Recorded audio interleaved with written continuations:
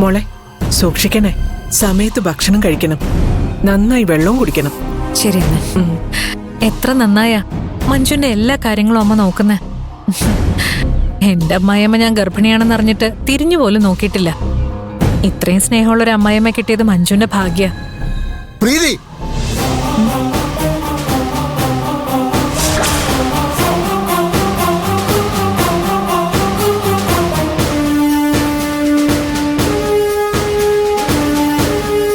തന്നോട് ഞാൻ പലവട്ടം പറഞ്ഞിട്ടുണ്ട് ഈ വീട്ടിൽ കയറരുതെന്ന്. അതിന് ഞാൻ നിന്നെ കാണാൻ വന്നതല്ല, ഞാൻ എൻ്റെ മോളെ കാണാൻ വന്നതാ. ഇവൾ ഇവിടെയാണെന്നേ നാട്ടുകാർ പറഞ്ഞാ ഞാൻ അറിഞ്ഞത്. ഇവിടുത്തെ പൊറുതിയൊക്കെ മതി, മര്യാദയ്ക്ക് തിരിച്ച് വീട്ടിലേക്ക് വന്നോണം. ഞാൻ ഇനി ആ വീട്ടിലേക്കില്ല. അത് നീ അങ്ങ് ഒറ്റയ്ക്ക് തീരുമാനിച്ചാ മതിയോ? ഇവള് പ്രായപൂർത്തിയായ ഒരു പെൺകുട്ടിയാ. ഇവളുടെ കാര്യങ്ങള് ഇവൾക്ക് ഒറ്റയ്ക്ക് തീരുമാനിക്കാം. നീ എന്തറിഞ്ഞിട്ടാ കൊച്ചേ ഇവളെ താമസിക്കാൻ സപ്പോർട്ട് ചെയ്യുന്നത്? നാട്ടിലിറങ്ങി ഒന്ന് അന്വേഷിച്ചു നോക്ക്. ഇവളെ ഇവനെയും ചേർത്ത് അവര് പറയുന്ന കഥകൾ കേട്ടാലേ തൊലി ഉരിഞ്ഞു പോകും.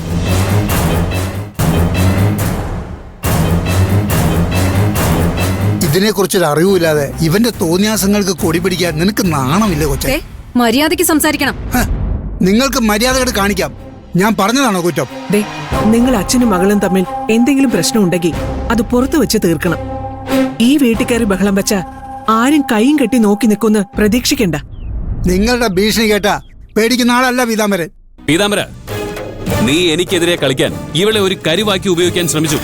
ഇവള് നിന്നെ പോലെ തരം താഴാൻ തയ്യാറാവാത്തതുകൊണ്ട് അതിൽ നിന്നും പിന്മാറി. അതിനിവളോട് ദേഷ്യം തോന്നിയിട്ട് ഒരു കാര്യമില്ല. ആത്മാഭിമാനമുള്ള ഏത് സ്ത്രീയും ചെയ്യുന്ന കാര്യമേ ഇവളും ചെയ്തിട്ടുള്ളൂ. അതിന്റെ പേരില് പ്രീതിയെ മാനസികമായി തളർത്തി വീട്ടിൽ നിന്ന് പുറത്താക്കിയത് താനാണ്. ഇവള് ഗർഭിണിയാണെന്ന പരിഗണന പോലും താൻ ഇവൾക്ക് കൊടുത്തില്ല.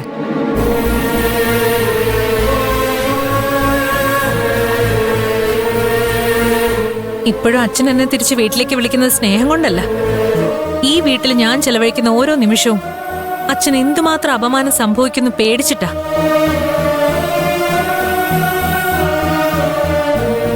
ഗിരിയേട്ടനെ തോൽപ്പിക്കാൻ, എന്റെ മാനം നശിപ്പിക്കാൻ തയ്യാറായ അച്ഛന്റെ മാനം കാക്കാൻ ഞാൻ എന്തേലും ചെയ്യുന്ന പ്രതീക്ഷിക്കണ്ട.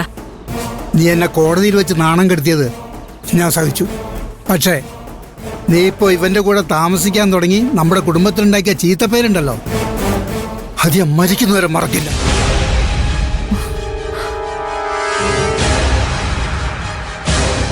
ദേ, മനസ്സൊരുക്കി ഞാൻ പറയുക, നീയൊന്നും ഒരു കാലത്തും ഗുണം പിടിക്കില്ല. സ്വന്തം മകൾ എങ്ങനെ പ്രാകാൻ തനിക്ക് നാണമില്ലേ? ഡാ, നിന്റെ കൂടെ പൊറുക്കാൻ വേണ്ടി എന്റെ വീടിന്റെ പടി ഇവള് ഇറങ്ങിയ അന്ന് തന്നെ ഇവളുമായിട്ടുള്ള എല്ലാ ബന്ധവും ഞാൻ വേണ്ടെന്ന് വെക്കണമായിരുന്നു. ഇവളോട് എനിക്ക് കുറച്ച് കൂടുതൽ വാത്സല്യം ഉണ്ടായിരുന്നുകൊണ്ടാ ഇവിടം വരെ വന്ന് ഇവൾക്ക് അവസാനമായിട്ടൊരു അവസരം കൊടുത്തത്. ഇവളുടെ നിലപാട് ഇവൾ വ്യക്തമാക്കിയ സ്ഥിതിക്ക് ഇനി എനിക്ക് ഇവളുടെ ജീവിതത്തിൽ ഒരു സ്ഥാനമില്ലാന്ന് എനിക്ക് മനസ്സിലായി. അതുകൊണ്ട് ഇനി ഇങ്ങനെയൊരു മകൾ എനിക്കില്ല. മോനെ ഗിരി, ഇവള് നിന്റെ കുടുംബം കുളം തോണ്ടും, സൂക്ഷിച്ചോ. ഇറങ്ങിപ്പോടും.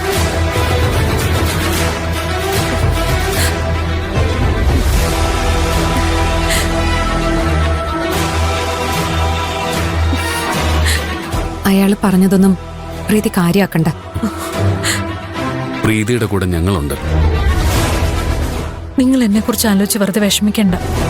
എനിക്കൊരു കുഴപ്പമില്ല. നിങ്ങൾ ഇറങ്ങിക്കോ. മഞ്ജു,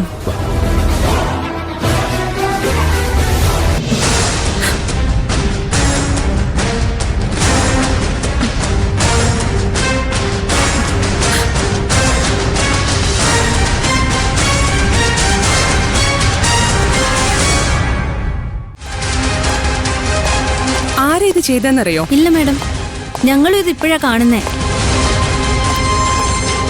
എന്താ എല്ലാരും കൂടെ ഇവിടെ നിൽക്കുന്നേ? ദേ ഇങ്ങോട്ട് നോക്കിയേ.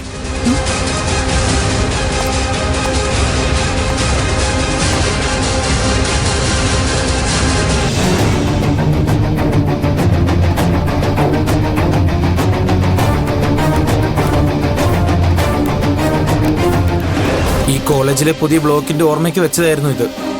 ഇന്ന് രാവിലെ വന്നപ്പോ ഇതിന്റെ കോലം ഇങ്ങനെയായി. ഇതെന്ത് പ്രതിഷേധോ?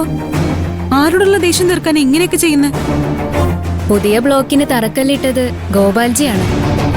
ഓ സത്യം പറ, നീയല്ലേ ഇത് ചെയ്തത്? ഞാനോ? നീ കൂടുതൽ അഭിനയിക്കൊന്നും വേണ്ട. നിനക്ക് ഗോപാൽജിയോടുള്ള ദേഷ്യം എത്രമാത്രം ഉണ്ടെന്ന് ഞങ്ങൾക്ക് എല്ലാവർക്കും അറിയാം. അതിന്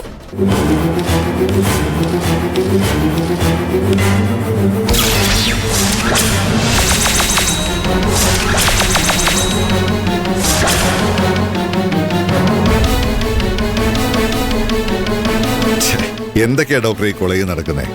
എന്താണ് സംഭവിച്ചതെന്ന് ഞങ്ങൾക്കും അറിയില്ല. ഞങ്ങളെ വിശദമായി അന്വേഷിച്ചിട്ട് നിങ്ങളെ അറിയിക്കാം.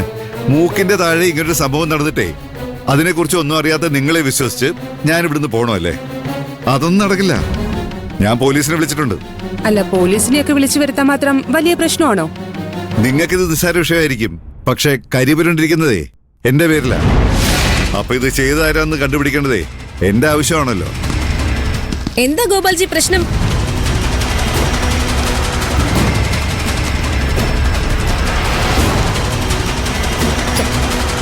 കൊള്ളാലോ ഡോക്ടറെ. ഇവിടെ പിള്ളേരെ ഡോക്ടറാക്കാനാണോ പഠിപ്പിക്കുന്നത്, അതോ അക്രമികളാക്കാനാണോ? ഇത് അത്ര സീരിയസ് ആയി എടുക്കണോ മാഡം? എന്താ ഇത് ചെയ്തവരാരാണെന്ന് ഡോക്ടർക്ക് അറിയാവോ? അവരെ സംരക്ഷിക്കാൻ വലിയ താല്പര്യമുള്ളതുപോലെ തോന്നുന്നു. ഇത് ചെയ്താരാന്നൊക്കെ എനിക്ക് നന്നായിട്ട് അറിയാം. തനിക്ക് എന്നെ സംശയം ഉണ്ടെങ്കിൽ വാ തുറന്ന് പറയടോ. എടീ, മര്യാദയ്ക്ക് സംസാരിച്ചോണം.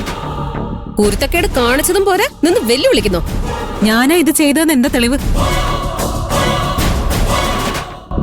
ഈ കോളേജില് എന്നോട് വൈരാഗ്യമുള്ള വേറെ ആരുമില്ല. ഇവള് തന്നെ ഇത് ചെയ്തത്. അങ്ങനെ ഉറപ്പിക്കൊന്നും വേണ്ട. എനിക്ക് തന്നെ ഇഷ്ടമല്ല. എനിക്കും ഇഷ്ടമല്ല. ഞങ്ങൾക്കും ഇഷ്ടമല്ല.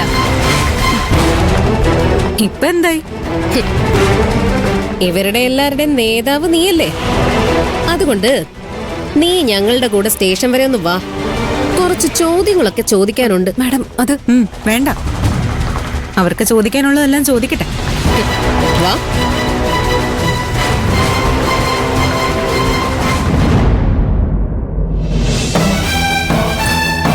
മഞ്ജുച്ചി, മഹിമ ഒരു തെറ്റും ചെയ്തിട്ടില്ല. ഇത് അവളല്ല ചെയ്തത്. എനിക്ക് പോലും അത് വിശ്വസിക്കാൻ പറ്റുന്നില്ല. പിന്നാണോ അവർക്ക്?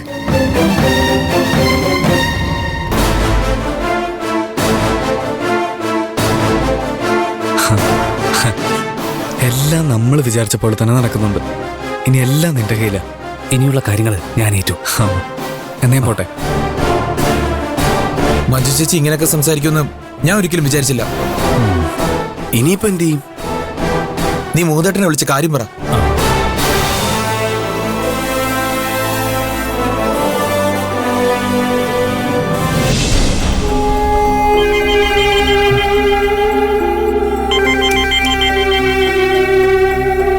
എന്താ ജസ്നെ?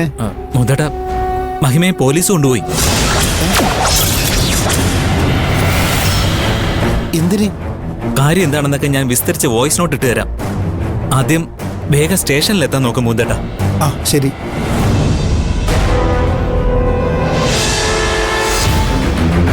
ഇപ്പോ എന്ത് പ്രശ്നത്തിലാവും ചെന്ന് ചാടിയിരിക്കുക? കാത്തോണ ഭഗവാനെ.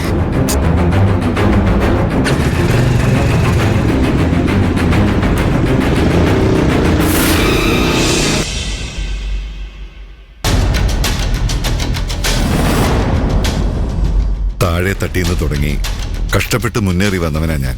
എനിക്ക് ഒരു മെഡിക്കൽ കോളേജിന്റെ തറക്കല്ലിടാൻ അവസരം കിട്ടിയത് വലിയ കാര്യമായിരുന്നു. അതിന് തറക്കല്ലിടാൻ നമ്മൾ പോയത് നിനക്ക് ഓർമ്മയില്ലേ? ഉണ്ട്.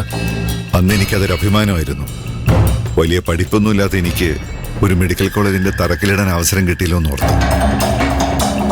പക്ഷേ ഇന്നെന്റെ പേരിന്റെ മീതെ കരിയവലൊഴിച്ചിരിക്കുന്നത് കണ്ടപ്പം എനിക്ക് മനസ്സിലായി, ഞാൻ എത്ര മുന്നേറിയാലും ആളുകളുടെ മനസ്സിൽ ഞാൻ ഇന്നും ആ പഴയ കന്യാസുഗോപാലനായിരിക്കുമെന്ന്. അങ്ങനെയൊന്നും ചിന്തിക്കരുത് ഗോപാൽജി. നാട്ടുകാർക്കൊക്കെ ഗോപാൽജി ആരാണെന്ന് നന്നായിട്ട് അറിയാം. ഈ നാടിന് വേണ്ടി എന്തൊക്കെ ചെയ്തു എന്നും അറിയാം. ഇങ്ങനെ ഓരോന്നൊക്കെ ചെയ്തുകൊണ്ട് ഗോപാൽജിയുടെ പേരിന് ഒരു കളങ്കവും സംഭവിക്കില്ല. വെറുതെ വാചകം അടിച്ചിട്ട് കാര്യമില്ല. ഇതെല്ലാം ചെയ്തത് മഹിമയാണെന്ന് ഉറപ്പല്ലേ? എന്നിട്ട് നീ എന്താ പ്രതികരിക്കാത്തത്?